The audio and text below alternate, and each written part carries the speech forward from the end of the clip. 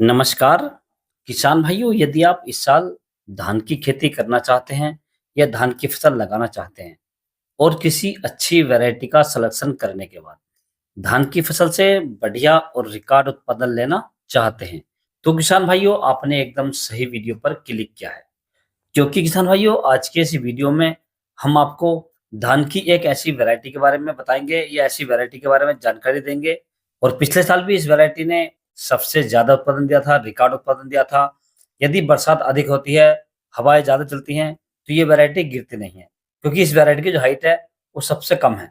और इसकी बालियां काफी लंबी आती हैं, दाने लंबे मजबूत आते हैं और पतले आते हैं। जो आपकी पूसा बासमती 1692 या पूसा बासमती 1509 होती है, उसी के सेगमेंट पे ये वैरायटी बनी हुई है।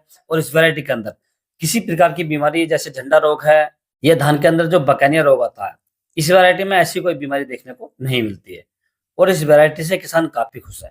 और यदि किसान भाइयों इस वैरायटी की नर्सरी डालने के समय की बात करें, तो यदि आप गर्मी के सीजन में धान की खेती करते हैं, तो फरवरी के महीने में आप इसकी नर्सरी डाल सकते हैं।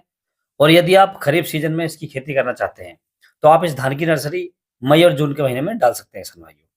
और यदि किसान भाई इस वैरायटी के नाम की बात करें या वैरायटी की पहचान की बात करें कि कौन सी कंपनी की वैरायटी है और इसका क्या नाम है, तो किसान भाई ये वैरायटी शक्ति वर्धक सीड की है, जो मार्केट के अंदर कोकिला 33 के नाम से आती है किसान भाइयों। यदि इस वैरायटी की नर्सरी डालने के समय की बात करें, तो गर्मी के सीजन में आप फरवरी के महीने में डाल सकते हैं। और यदि आप इसे बरसात में या खरीफ सीजन में लगाना चाहते हैं, तो आप इसकी नर्सरी मई से 20 जून तक डाल सकते हैं किसान भाइयों।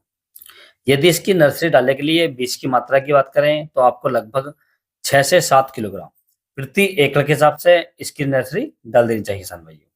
और यदि रोपाई की बात करें, तो जब आपकी नर्सरी लगभग 20 से 25 दिन के आसपास की हो जाए, तो आपको उसकी तुरंत रोपाई कर देनी चाहिए या ट्रांसप्लांट कर देना चाहिए किसान भाइयों। यदि आप इसकी जो नर्सरी है 20 से 25 दिन के अंदर उखाड़ कर लगा देते हैं, तो आपके धान के जो कल्ले हैं वो ज़्यादा से ज़्यादा आएँगे और धान की जो ग्रोथ है वो भी बहुत ही अच्छी रहेगी किसान भाइयों। और यदि इस वैरायटी के पौधों में कल्लों की संख्या की बात करें, तो इसके एक पौधे से लगभग 40 से 55 कल्ले आसानी से निकल आते हैं किसान भाइयों। इसका तना मोटा व मजबूत होता है, जो आसानी से नहीं गिरता किसान भाइयों। यदि इसके पौधों की ऊंचाई की बात करें, तो इसके पौधों की जो ऊंचाई है वो लगभग 92 से 96 सेंटीमीटर होती है किसान भाइयों। कम ऊंचाई के कारण इसका जो पौधा होता है वो मजबूत होता है, जिससे फसल गिरती नहीं है। और इसके चावल की बात करें, तो इसका चावल पतला लंबा होता है और खाने में बहुत ही स्वादिष्ट होता है किसान भाइयों। यदि हम इसके पकने के समय की बात करें, तो ये वैरायटी लगभग 100 से 105 दिन में पककर तैयार हो जाती है। और यदि इसके उत्पादन की बात करें या पैदावार की बात करें, तो ये वैरायटी हमें लगभग 22 से 25 क्विंटल प्रति एकड़ का उत्पादन देकर जाती है किसान भाइयों, जो काफी अच्छा उत्पादन होता है किसान भाइयों। तो यदि किसान भैया आप इस साल धान की फसल लगाना चाहते हैं या धान की खेती करना चाहते हैं, तो इस वैरायटी का सिलेक्शन कर सकते हैं और अपने धान की फसल से बढ़िया और रिकॉर्ड उत्पादन ले सकते हैं। और यदि किसान भाइयों आप इस वैरायटी को मंगवाना चाहते हैं या लेना चाहते हैं, तो मैंने जो डिस्प्ले पर नंबर दे रखे हैं, इन नंबरों पर आप संपर्क कर सकते हैं और इस वैरायटी के बारे में पूरी डिटेल ले सकते हैं, पूरी जानकारी ले सकते हैं।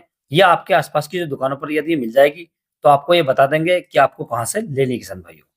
तो इस प्रकार से स्थान में आप इस वैरायटी को लेकर लगा सकते हैं और धान की फसल से बढ़िया और रिकॉर्ड उत्पादन ले सकते हैं। यदि किसान भैया आपको किसी अन्य फसल के बारे में कोई जानकारी चाहिए, तो आप मुझे कमेंट्स कर सकते हैं। और यदि मेरे द्वारा दी गई जानकारी आपको अच्छी लगी हो, वीडियो पसंद आया हो, तो वीडियो को लाइक करें, शेयर करें और चैनल को जरूर सब्सक्राइब करें। Thanks for watching my video.